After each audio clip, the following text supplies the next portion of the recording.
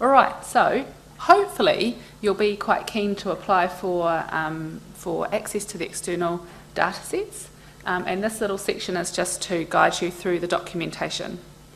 We hope it doesn't seem arduous a process. You will need to prepare a research plan, and also, it's not any more than what you would need to do anyway to define a new research project. So I hope that you do find it straightforward, and also I hope that you would get in touch with us if you have any questions or want further guidance through either the data set or the questionnaires or the process of how you go about applying for access. So this slide just shows the documents that should be in your WE folders. We have a data access protocol. It's the purpose of the data access protocol is really to provide governance of the data that we have. It's as we've talked about, it's such a fabulous resource and such a treasure, and also has been been very generously given to us by the families that participate in the study, and it's really important to us that we look after it with respect and very carefully, and that data access protocol helps us to do that.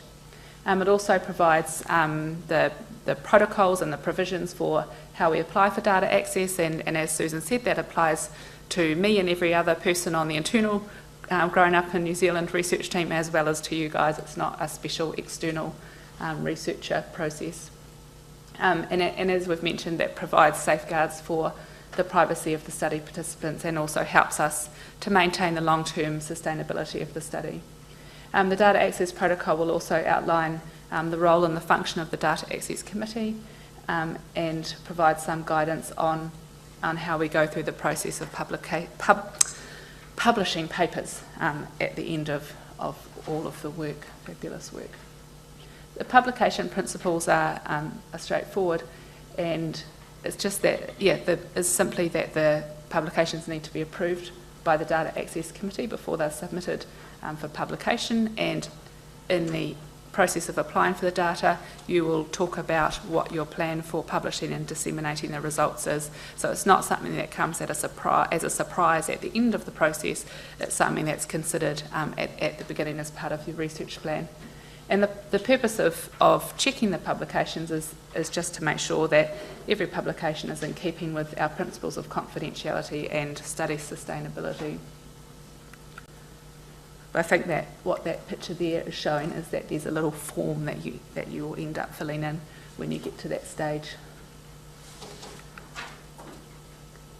The data access also covers principles about subgroups within the cohort, and I think ethnicity is an obvious one, but there are other kind of groups of people that could be identified depending on what research question is asked and addressed within the research. And so the Data Access Committee and Protocol will help to protect those subgroup populations. And that's about privacy and confidentiality, and the Data Access Committee and Growing Up in New Zealand work very closely with Kaitiaki group as well.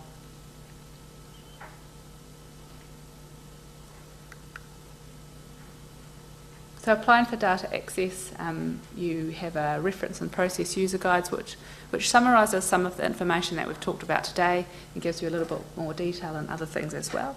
This table talks about who can apply for access to the external research data set, and that's pretty much researchers. It's good. If you're a student, you might need a little bit more documentation from your supervisor, I think.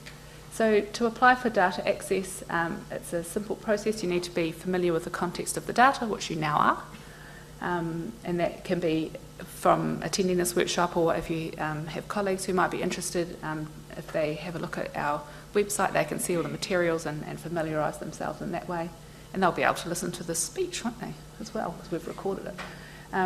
You prepare an application. The applications are then reviewed by the Growing Up in New Zealand Data Access Committee, and all of the forms, as well as being in your folder, are on the website.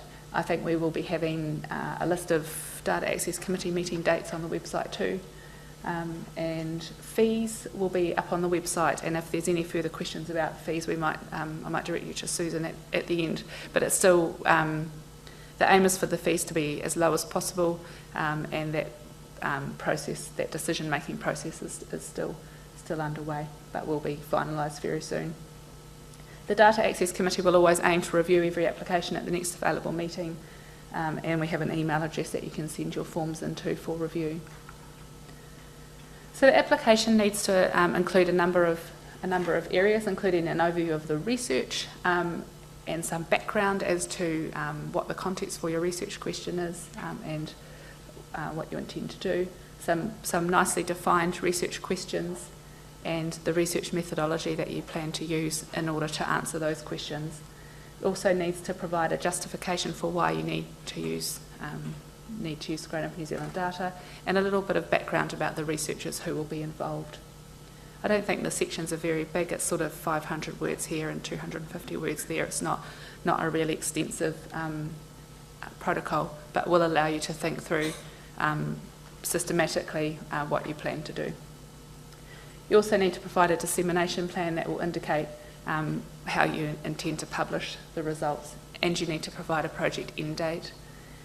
And when that project end date comes about, you would be obligated to get rid of the working data sets at that point.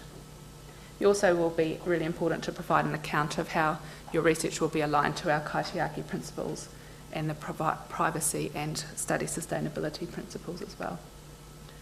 So research plans need to set out objectives and proposed analyses.